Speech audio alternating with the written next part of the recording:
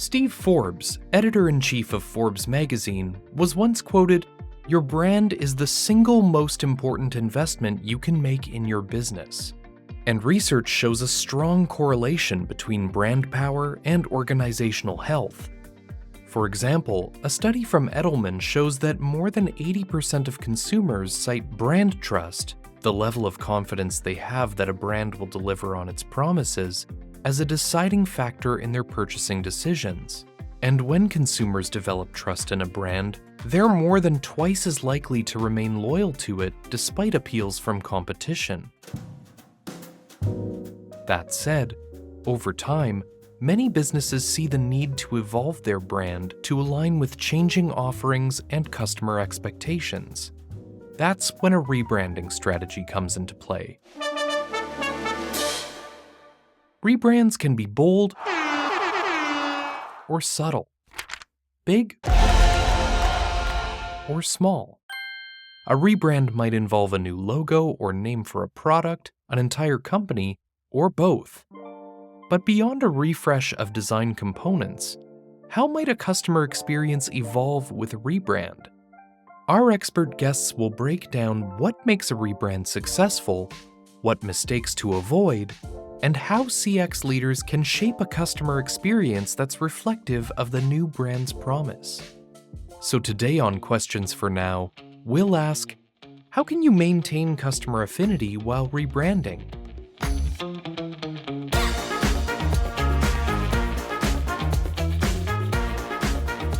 Welcome to Questions for Now, a podcast from TELUS Digital, where we ask today's big questions in digital customer experience. I'm Robert Zirk. It's not a coincidence that shortly before this episode launched, we happened to rebrand ourselves. In September 2024, TELUS International officially became TELUS Digital.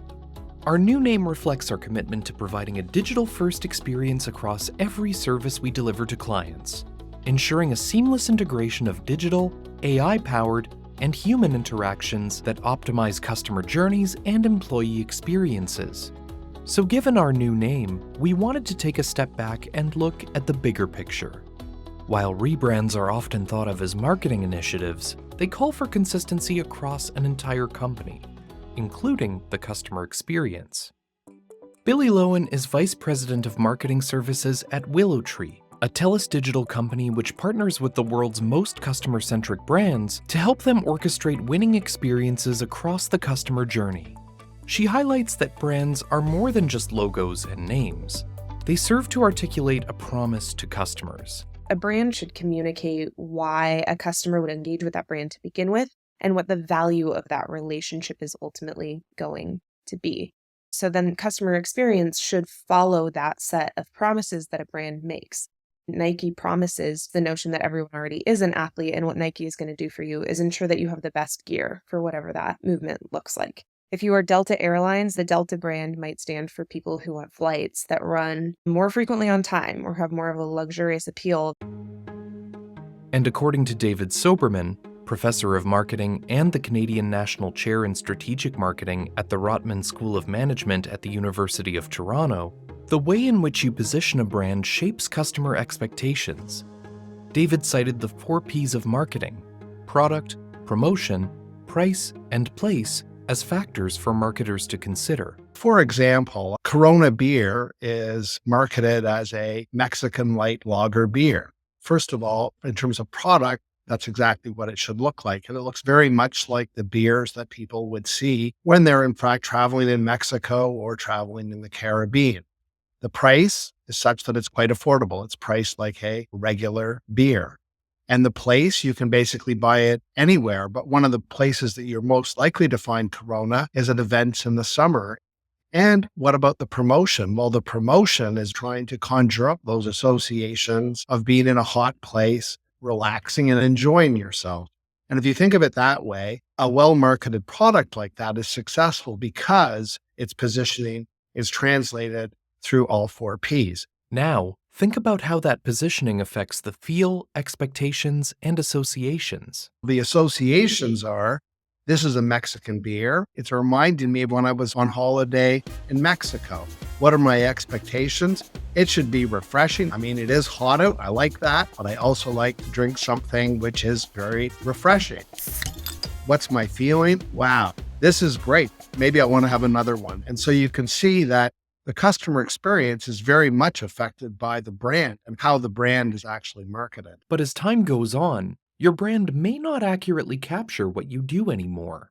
Amid shifting offerings and expectations, Billie cited a few examples of how and why several major brands evolved over time, like how American Express began in the mid-1800s as a shipping and delivery company, which was its primary business for almost 70 years before pivoting to focus on its financial products. American Express used to offer sort of horse and buggy delivery services, and today they're known as one of the best financial service companies. Sometimes that brand articulation is just a change in how they're solving problems for their customers and how they communicate it. Sometimes a brand will go through a rebrand and the logo will change. Sometimes it won't. I think of Abercrombie and Fitch being a really prominent example of a company that was a super seller of tween and teen clothing in the early 2000s that then went through a pretty major reduction in relevance with their target base because times changed, and especially American youth became far more cognizant that spending a tremendous amount of money for a t-shirt that only fit certain sized bodies or seemed to only be made for people of a certain level of class or a certain physical look wasn't resonant anymore. Abercrombie and Fitch has done an incredible job of coming back and saying, we're going to listen to our customers, we're going to consistently meet their needs. The logo is going to be the same, the brand name is the same, but what the Abercrombie brand stands for now is more like modern basics at a decent price point. And they've done a tremendous job of changing themselves over. I think of Burberry in the same way. When Emma Watson became the spokesperson for Burberry in 2009, this was at the height of Harry Potter fanaticism. And Emma Watson suddenly being the name and face for Burberry really indicated to the market, hey, we want to appeal to younger and younger consumers, and that was super effective. So I don't know that it always follows a linear or perfect path of definition, but hypothetically, what the brand should say is when you shop with us, when you become a part of our community, when you leverage this brand, when you bring it into your home, you are going to get a certain benefit from making this choice, and here's what those benefits are. David stresses that rebranding isn't a decision that's made lightly. It can be an expensive and risky initiative. Rebranding might be called for, but you have to remember that with rebranding, typically your awareness goes down to very low levels because people don't know of the new brand. That's the first thing. And the second thing is there's also the risk is, are you going to create a positioning that is attractive and appealing with your rebranding? Now, the thing about rebranding, it's usually a long-term process. It's not like a company wakes up on Friday and tries to rebrand on Saturday.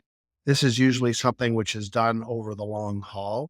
And this means that usually a company, when they're going to rebrand a product or even rebrand themselves, it's usually done with a great deal of thought and research so that when the rebranding is done, it has a very high chance of success. A lot depends on whether the rebrand is a complete replacement of the name or whether it has pieces of the old name in it. The big challenge for the marketer is to increase the appeal of the brand while still keeping the customers that now consume the brand. And reassurance is very important. And of course, the dialogue needs to be with the people that you currently have as customers so they know that they're not going to be disappointed by whatever changes you've implemented. For a rebrand to be successful, you have to go far beyond your existing customers and speak to new potential customers. Otherwise, what was the point of the rebranding? If you rebrand and you only still have the same customers, then all you've done is spent money to do the same thing. Still, when effectively executed, rebranding offers the opportunity to shift customer perception. And Billie noted that when a rebrand is successful, it increases the memorability and resonance it has with customers. So the ability to, at the moment that you might need that service, remember the brand. And then second, feel like that brand is going to serve you well. One of the best places that you see this is with insurance companies. Insurance companies are known for having these incredibly memorable brand campaigns associated with their logo and their name. There's Geico, that has a gecko as their spokesperson and has for years and years. There's Progressive, who has Flo, the insurance lady that almost everyone can picture, at least in America, in sort of her white dress. And then Allstate has their Mayhem commercials, where they show a movie actor getting through all different kinds of chaos that could force you to need to use your insurance. I think that's a really interesting way to think about the ease of remembering what a brand stands for and what they do, and then resonance. All of those brands are quite quirky, but each of them stand for something slightly different. We've established that rebrands can reshape customer perceptions for the better, but they don't always turn out as planned. I asked David, is there a point where a company should pivot away from a poorly received rebrand and revert to the old branding? Indeed, there is. And what I would say is that if you are in a situation where you're rebranding and you're not getting any consumer reaction, or the consumer reactions you're getting are negative, it may be an opportunity to stop. But what I would also say is typically when it comes to rebranding, these are business decisions which are pretty well researched. And that goes back to what I said earlier. They're done over the long haul. You've spent time understanding customers and thinking about the rebrand, and you've developed a new positioning. And when you're in a situation where it's not working as well as you would have liked, you've got to figure out why it's not working and what's the cost of fixing it. The best way to avoid a failed rebrand is to speak to your customers and listen. There's all manners of market research, as well as what I would call secondary data. And this means a lot of information is collected on consumer behavior, consumer habits, and trends through various surveys. And you can also look on the internet to find out what's going on. And conducting your own market research doesn't have to be complicated. It can be as simple as creating a survey and reaching out to your customers, or monitoring social media to gauge customer sentiment. Once you're equipped with the information you need, Billie advises leaders to ensure there's alignment between what you hear from your customers and the strategy behind what you want your customers to be hearing. Often in branding projects, the first thing you might do is talk to people internal to the company and say, what do you want to stand for? What do you hope that makes you stand out among your customers, your supporters, or the people who buy your product? And oftentimes you'll hear inside of a company this really aggrandized view of what the brand hopes it stands for. And then you go talk to consumers and you hear something totally different. The important thing about a brand is almost always what people say about you when you're not in the room. It's perception more than it is intent. And so often if we're leading a project where we're helping a company either go through a full rebrand or create campaigns that reinforce a brand or a new product, we will spend a lot of time with consumers helping understand, hey, when you see this ad, when you see these images, when you see this logo, what does it harken for you? And then we'll go back and forth with folks internal to that organization to say, here is how your brand is being perceived. If we want to be perceived as a brand that appeals to younger generations, if we want to be a brand that appeals to more diverse populations, here are some of the ways that we might shift our imagery, our language, our tone to better match what they're looking for. The product quality plays into that too. If you're positioning yourself as a premium product and then your product is falling apart or it's just not working as well as intended against competitors, then that might be the place that you need to improve. And so I think there are conversations that have to go both ways. How do we want to be perceived? How are we perceived? And then is the difference in perception because the product itself is not the quality or not the type of fit or solving the kind of problems the consumer needs, or because the orientation of the brand is just sending the wrong message about that value proposition? Billie cited personal care brand Dove as one of the best examples of a brand that shifted its identity based on what it was hearing from customers. Dove used to sell their products by basically showing like half-dressed women lathered in soap. And then at a certain point realized that there was a major market opportunity to be more inclusive and to celebrate more inclusive beauty standards. And then all of their campaigns, their commercials, the way they go to market across every channel changed to be about celebrating real beauty and celebrating more diverse types of beauty. Even when rebranding makes sense from an internal perspective, change can be difficult for existing customers to process. And there's always a risk that a rebrand might completely reset the loyalty and trust you've built with them up to that point. Billie notes that rebrands can have trade-offs, but by clearly communicating changes, brands can mitigate any loss in customer affinity. Brands need to remember that if they're losing certain consumers because they're intentionally making a play for a different section of the market, that's just part of the loss that you might go through for ultimately a bigger set of gains. Remember to bring your consumers along with you through that rebrand, telling the story of any logo change that you might go through, for instance, and the reasons why and how it resonates with your consumers, and being customer-centric through that process. Second, giving consumers more time to respond to those changes or potentially honoring actions they've taken with you in the past. I think this is especially true for loyalty programs, that if you're changing your points tiering so that points don't have the same monetary value that they might have before a rebrand, how do you honor what a customer has done and the value and the perception of the rewards that they might have sitting with you to keep them steady through to that next iteration, as well as, of course, telling the story of, hey, here's why we're making this change and here's what you can expect. What consumers really want is just transparency and honesty. And then, of course, remembering how to make tech easy. If you are asking customers to go through hoops to use your product in the future because of the upgrades that you're doing to brand or to digital experience across the board, that's going to be really challenging if they're suddenly locked out of their account or they can't access various screens or order history that they used to. You'd be surprised at how often tech upgrades go hand in hand with brand upgrades and how many challenges that can create just to those gateways. So I think being mindful of how to keep a customer experience really seamless through the transition. The seamless experience from the beginning makes it more likely that when customers think of this new brand, their association will be a positive one. The reality is most consumers don't like change unless it's significantly helping improve a product in a way that they've said, hey, we want product improvements. If it's a change they're not expecting, helping them understand what's not changing is often just as critical as helping them understand why there was a change to begin with. And that messaging can resonate even stronger when you directly connect the changes to customer feedback. Anytime you can say, hey, the reason why we're making these changes or we're shifting or we're going after a different consumer or we're improving our product or we're making a change is because we heard you and we were listening.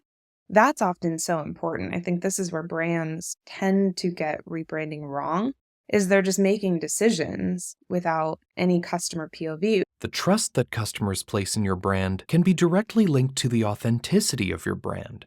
And Billie recommends leaders increase their focus on the digital experience and the opportunities it provides to communicate in a way that strikes a chord with customers and builds brand trust. Younger consumers, as they get increasingly savvy, they pay attention to these micro digital moments. During a campaign takeover, has the icon for the app changed, and does it match to the iconography that you might see throughout that campaign in the app? Does it match the language that you see? For example, language learning app Duolingo switched its icons to ones where its mascot, a green owl, appears to be ill or melting to catch the attention of its users and motivate them to return to the app.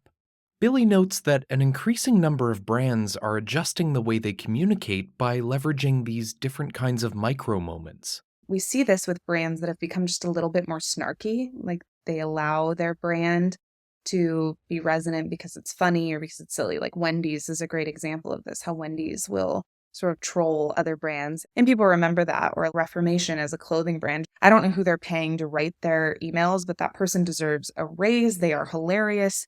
They do wild off-the-wall stuff with their brand. You don't have to be wild and off the wall. You could be just friendly, committed to being friendly at every single touch point. You could be committed to using the right dialect of language for the right population so that it's resonant. But that commitment should go really deep. I think of email subject lines as this micro moment where more and more often, if you are a financial services brand and your subject lines are something that sounds a little scary, scary subject lines used to be a way to get people to open email. With younger consumers who are very savvy, that is now considered a negative brand perception moment where they're reading a scary subject line from a financial services brand that they're trying to build trust with. And they're removing that trust much more quickly than a previous generation might have. Oftentimes, when brands settle on their tone, first of all, I think there is a little bit more room to be playful because it's going to come across as authentic if it's right to the brand. But make sure that is clear across every single micro moment. Is your brand clear in your subject lines of your email? Is it clear in your 404 error pages in how you say someone's in the wrong place? Look at all those tiny moments and where they may not have previously had as much impact on the bottom line for brands more frequently. Those are the moments that matter. It's especially important to ensure that if you're in a business where onboarding is part of the customer acquisition process, that you clearly communicate the benefits your product or service can provide to new customers. Billie sees the onboarding process as an area where many brands have room for improvement. Onboarding is tremendously important, and it's often not built out enough to really educate new customers to the benefits that they receive. But to your point, that sense of onboarding can never really end. Brands increasingly need to be more diligent about reminding customers when they received a benefit. If somebody makes a purchase with your brand, tell them right away that they've gotten the rewards points for the behavior that they took with you. I'm assuming because the back end of how to fulfill that in a digital ecosystem is really challenging, you often wait a week to 10 days to see those points show up in the app. Billie highlighted Marriott as a brand that has made strides to speed up the process of awarding points and communicating changes to customers. Marriott has gotten much better when they give you points and they're showing up to say and send a push notification that just says, you have new points. That's such a brilliant move to just remind customers you're getting the benefit, we're seeing your behavior. It's especially important to maintain a consistent dialogue with your customers as your brand establishes a new value proposition. Billie highlighted Nike and Apple as brands that have managed to do a great job of redefining their brand identities while maintaining the same name and logo. Nike has done a tremendous job including more and more sports in their campaigns and including women in their campaigns, including women in hijabs in their campaigns. In taking this concept that has been universal, which is just do it, everyone's an athlete, get out, go play, go practice, and continuously keeping that brand relevant and resonant to so many people, and then expanding beyond shoes. I think Mac and Apple products used to be sleek, and then they became very performative and horizontally and vertically integrated so that they were just easier to use. Now they stand for security. I think that's a really interesting change for the Apple brand to talk about how Apple keeps privacy at the core of what it does and keeps you safe. That has been a huge transition for them and one that's super successful. And David offered an example that demonstrated how Air Canada rebranded to reposition what it stood for in the minds of customers. In the early 1960s, it used to be called Trans-Canada Airlines. Up until that time, the main activity of the airline was taking people across Canada. But at that point in time, there was a transformation in the airline industry, which is that many countries wanted to have a national carrier. Which often becomes the airline that's most widely seen and known internationally from that country. And I think this was very effective because Air Canada became known as Canada's national airline. And to this day, it's been quite successful with that positioning. But as we've alluded to earlier, not all rebrands go according to plan, and David highlighted one of the most famous examples from the 1980s, the rebranding of Coca-Cola's flagship beverage. Coke thought they were losing sales to Pepsi, and so they rebranded themselves as New Coke. It wasn't a total rebrand because Coke, even then, was still the largest soft drink brand in the world. But they rebranded their flagship product as New Coke. And they launched it with a lot of fanfare, but it was relatively unsuccessful. And eventually they had to bring back the original formula. It was called Coke Classic. And then after a few more years, Coke Classic became regular Coke and you couldn't actually buy New Coke anymore. And the reason behind that actually has something to do with a misinterpretation of market research. So at that particular point in time, the share of the Coke brand, the Coke regular brand, was actually declining compared to Pepsi. And Coke basically read that as a problem with their product. And that's why they wanted to rebrand. But in fact, what had happened is simultaneous to that trend, Diet Coke had come into the market, as had Diet Pepsi. But because Coke was actually a lighter and somewhat less sweet product, the decline in the Coke flagship product was driven by growth in Diet Coke. So It's a fascinating story. It underlines the importance of trust and the importance of brand in affecting the customer experience. So a product like Coke, which has been around for years, is something that people really trust. And part of their enjoyment of a Coke has to do with the brand and the associations that it creates. These are very positive associations about refreshment, about having fun, etc. And when you actually have had a slogan, and the slogan for Coke for many years was the real thing, and suddenly now you replace the real thing with anything, you're going to get a huge reaction. And that's emotional. If I've been drinking the real thing for the last 20 years, why are you replacing it? You're taking something away from me that is my real thing. And so the emotional attachment that people have to the brand very much affects their experience. And so when you do a rebrand and you remove something which is very important to them in terms of the experience they're having, you're going to get a really big customer reaction, which is exactly what happened. And although that rebrand had unintended consequences, Coca-Cola learned from it and rebuilt customer trust. Today, both Coke and Pepsi are extremely successful consumer brands.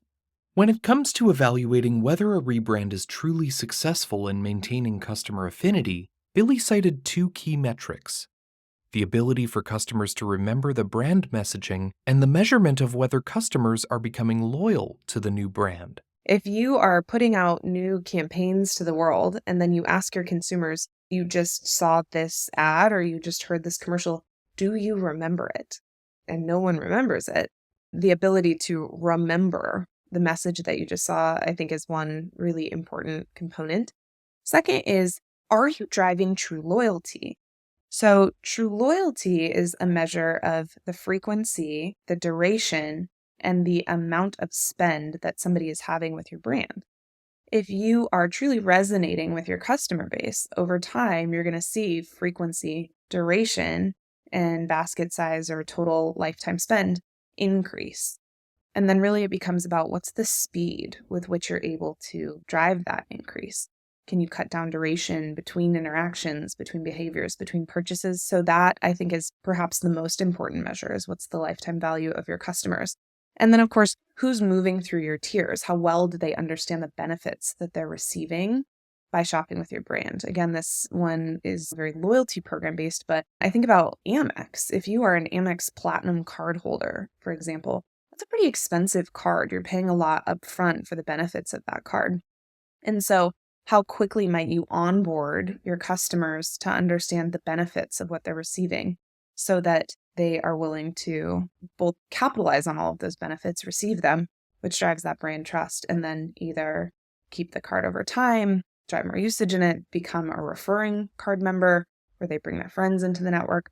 I think that's another one, is how can you measure the speed at which that relationship depth is growing? And then that becomes a proxy for how well it's resonating with them as a consumer. And David mentioned tracking studies as one of the most important ways to measure the results, starting with a pulse check that's taken prior to the rebrand. You have to have measures of, first of all, how your current brand is perceived compared to existing brands. There's all kinds of measures that can be used for that. You can implicitly measure the value of a brand, which involves how much would you be willing to pay for this product if it was unbranded? How much would you be willing to pay if it was branded? So there's ways of capturing that. Of course, beyond willingness to pay, you can also assess purchase likelihood when people are given a choice of brands. Which one would they choose? And they're only allowed to choose one. So then you have measures of purchase likelihood. Typically, what you're most interested in is the measures of your brand relative to the competition. And the reason I mentioned tracking studies is because if you've done rebranding, you want to see that whatever it is that you're offering customers has actually improved versus what you did prior. I asked Billie about how WillowTree, a TELUS Digital company, has helped brands navigate their own rebranding efforts. And she explained that one way they help is with developing campaigns and determining ways brands can differentiate themselves. We evaluate what's happening across the market for different industries and then say, here's how you might do something different in a digital space to stand out. I don't know how many times I've shown a slide to a brand where I take their own homepage and I turn it black and white and I put it next to their competitor's homepage and I also turn it black and white. And I say, can you tell who is who? How would you know? And it's interesting how even in the room sometimes the teams I'm working with don't know which website is their website without something as simple as like a color hint to it. We do a lot with loyalty programs. So how do you brand a loyalty program and the tiers of it? Ideally, if a loyalty program is doing its job and you've hit a different tier of membership or loyalty with a brand, you are going to feel included in a cohort where you can personalize based off that brand name. For Delta Airlines, this is things like, which group do you board with? Are you first class? Are you comfort plus? Are you sitting in economy?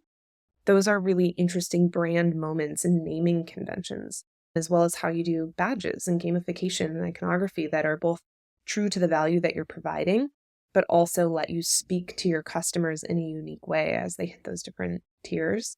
And there's a pricing component to that. How much do you have to give away early in a relationship with a consumer to help them have another interaction so you can actually build that sense of trust with them?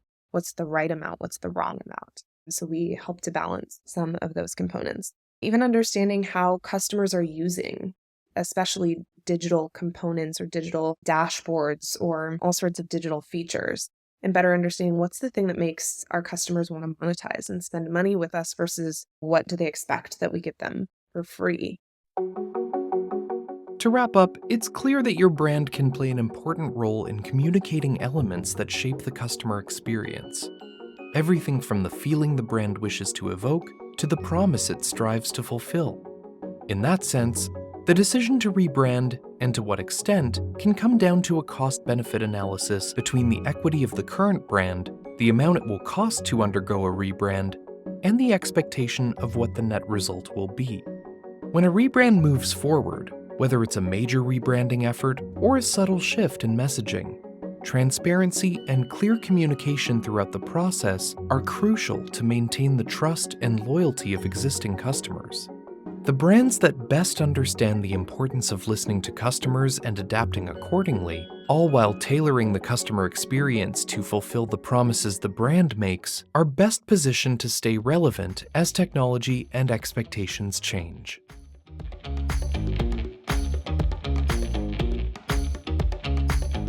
Thank you so much to Billie Loewen and David Soberman for joining me and sharing their insights today. And thank you for listening to Questions for Now, a TELUS Digital podcast. To learn more about our rebrand to TELUS Digital, go to telusdigital.com.